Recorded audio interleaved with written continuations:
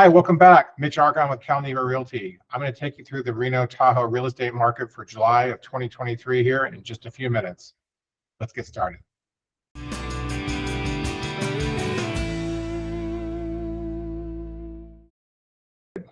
Unlike prior months, I'm going to take a minor deviation and talk about something that's been top of mind and top of topic for a lot of my agents and myself and having conversations with people recently. And what this is really the perception of the real estate market versus the reality of the real estate market. As you all know, real estate is a very localized market in everywhere that you have it, and we're no exception. In many cases, however, the national media drives the narrative on what's happening in the real estate market. And I talk to a lot of people, clients, past clients, and new people I'm helping out. And the perception is that the real estate markets are really bad right now. And this is largely a function of the national media and the narrative and the fact that interest rates have risen. So I want to take you through a little bit of a snapshot looking back in time and doing a comparative to today to dispel, I think, what is largely a myth with regards to the perception out there among many and the reality. So let's take a look at that and hope this is useful for you. We're going to take a step back to June of 2022 sales numbers and July of 2022 inventory numbers on the left-hand side of this scale. Now, this analysis is for the Reno, Sparks, Carson City, and Carson Valley, which is largely Minden, Gardnerville, Genoa markets, as defined in the Northern Nevada Regional MLS, single-family homes only. So that's the scope driving these numbers. So a year ago, there was an inventory shortage. There was 1,483 homes on the market that were actively for sale in July of last year. At that same time, interest rates were already rising and up to 5.52%. And they were coming up, of course, from the high 2%. So there's a major change in the interest rates at the time last year, in July of last year, June of last year.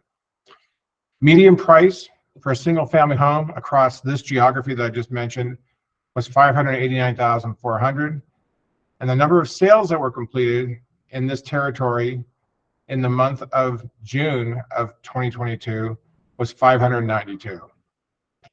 Let's fast forward to the current time and see what this looks like now. Inventory is lower. It's down to 945 active listings. That's a 36% decrease in the available inventory from July of last year to the current time, July of this year.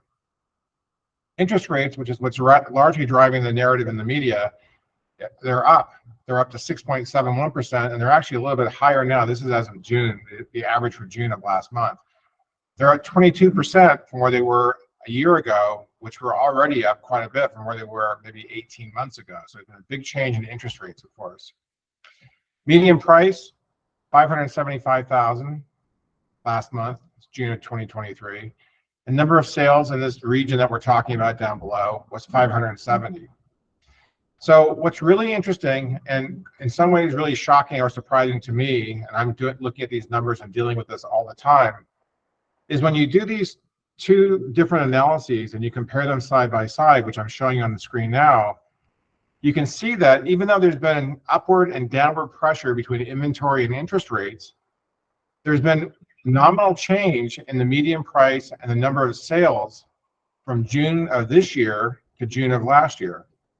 Namely, the median price in this territory last year compared to this year is down 2.4%, and the sales volume is down 3.7%.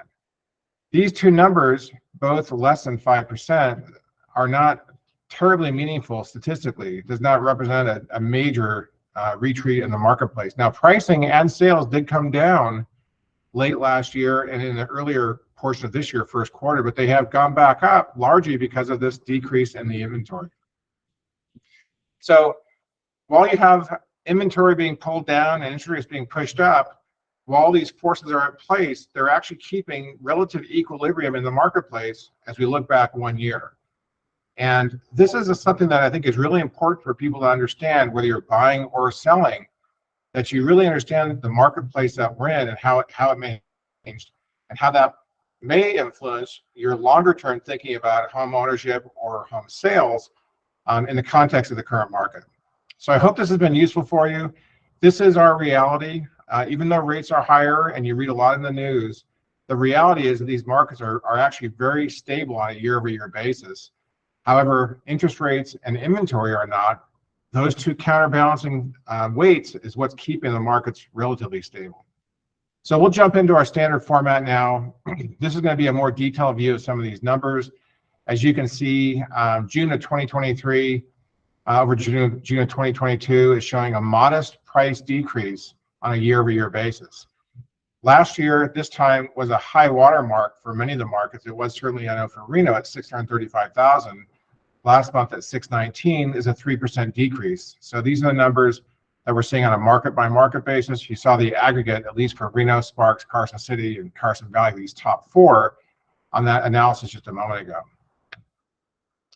If you look at it visually, you do see that dip that we talked about just a moment ago, and they've come back up. That's just what we're seeing, largely driven from the lack of supply and decreased inventory of homes for sale in the marketplace. Interest rates have ticked up, prices have ticked back up, and so our average monthly payment based on this summary down here below is also up. It's at $3,200 per month, which is quite high.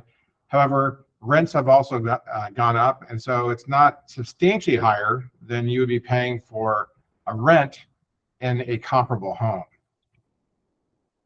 A little broader view, again, we talked about homes sold in the earlier perception versus reality analysis, and you can see here that the homes sold are off just a tad, these top four markets, up to as much as 10% in Carson City, and then they're up 3% and 38% Fernley. On an aggregate basis, we're statistically about equal to where we were a year ago. Month supply of inventory, that of course has come up, but it's still pretty stable. It's come up, but we're still down from where we were a year ago, as you can see here in the analysis. Clearly still in the seller's market territory based on the limited supply, which translates into more limited competition for home sellers. This shows you month supply of inventory, pretty darn stable if you look back here over the last several months, last 4, 5, 6 months. We talked about inventory. This gives you a visual representation. While inventory has been increasing on a month-by-month basis, you can see over here on the far right side of this chart. If you go back 12 months, back over here, for example, to July of 2022, and you come up, at least in the Reno market, you can see there's a substantial difference between here in the low 900s versus over here in the low to mid 500s. So that is a major factor in what is keeping pricing stable in the marketplace. Quick summary on these things, put some of this into a little better perspective. As I've talked about here today, the markets have stabilized even at these higher interest rate levels, counterbalanced by the low inventory levels. The higher interest rates are keeping people in their homes. What we're finding is that home sellers sell when they need to move, when they have to move, some life event, a career change, a job location change, a need to downsize. Something has happened that really gives them substantial motivation to sell their home. The nice to move category of home sellers is on the sidelines right now. If it's convenient to move because I'd like to maybe move to a different part of town that I like a little bit better, or I want to downsize because it's a little more convenient, whatever the case is, if it's a move by convenience, that segment of the market is not happening right now. And that's largely a function of the higher interest rates. So the question you might ask yourself is, what's likely to give first? The low inventory or the higher interest rates? In other words, do we see the inventory increase, which would put pressure on prices, right? They start to come down. Or do we see the interest rates get lowered, which would put upward pressure on prices because homes become more affordable, which we saw during the pandemic period, of course. So what's likely to change first? Because these two things are largely what's driving pricing in the current market.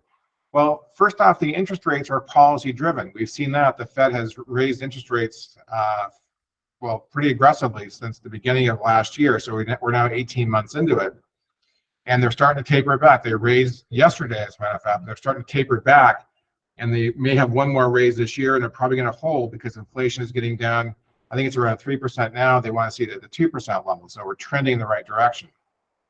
So They're likely going to hold off on rate increases. We're probably going to be staying in this 7% range. However, they're also flirting with a recession because they increase the rates, it decreases spending, that has the potential to put our economy on a broad basis into a recession. So to counter that, we've got national elections next year, 2024. Nobody wants to be running for national re-election campaigns when you have a recession looming or something even close to it. So we could see some downward pressure on the policy driving interest rates based on our reaching our target of inflation and the elections coming up. A little bit of a political influence, which I think is always there to some degree. The rates have the potential to be changed faster, sooner or faster, and with more magnitude, I believe, than the inventory. The inventory, interestingly enough, as the interest rates lower, that will free up some home sellers because many home sellers don't want to be a buyer because of the high interest rates. They've lost their purchasing power. So as the rates come down, they will be more motivated to sell, hence increasing inventory, because they can rebuy at a lower interest rate that's more palatable or digestible for them. Now, this inventory issue that we have is not a policy-driven issue. The inventory issue we have being low is systemic. It's not policy-driven, it's really systemic, and it's driven primarily from the decrease in housing units that were being built during the Great Recession. There was a year over year underbuilding of residential housing units, whether it be multifamily, condos, apartments, or single-family homes. And we have not caught up with that. So we are underbuilt relative to what our ratios have been historically for population growth and housing units. So my bet on this is that we'll see pressure relieved from interest rates before we'll see pressure relieved from inventory. And that reduction in interest rates, which will eventually come based on the economy, the inflation and whatnot, will be a catalyst to start to make the housing markets a little more liquid, a little more active, and allow sellers to sell and buyers to buy. But until that time, it's quite tight, it's stable, but it's very tight. I hope this has been useful for you. If you have any questions, you can put them down below. You can reply to the email if you receive the email. The Greater Reno Tahoe Real Estate Report has like 38 or 39 pages of a lot of detail by each market, which you can look at if you want to zero in on a specific market. The link is right down below.